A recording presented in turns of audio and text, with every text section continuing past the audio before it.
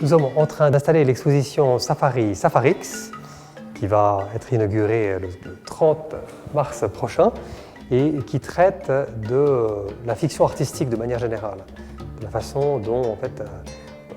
il y a une grande distance entre ce que nous vivons vraiment et la représentation que nous en faisons. Comme dans l'ensemble du musée, c'est aux visiteurs en fait, de se faire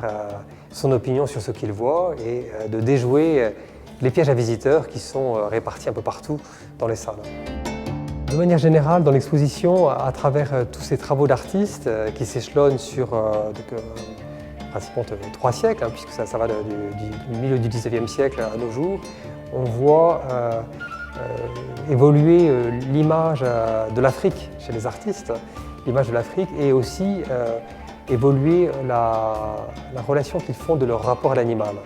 puisque les premiers chasseurs, donc à l'époque romantique, fantasment une Afrique qu'ils ont pu imaginer à partir de leur lecture ou à partir des peintures qu'ils ont vues, viennent vivre une grande aventure et viennent dans une posture un peu de domination colonialiste, si on veut, puisque toutes les œuvres d'art qui illustrent ces premiers safaris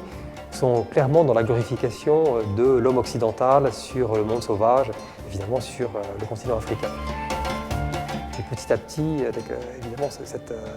notion change. On est dans une période de contestation de l'époque coloniale, de même que aussi on est dans une période où on prend conscience de la précarité des espèces et ça se traduit justement dans le travail des artistes.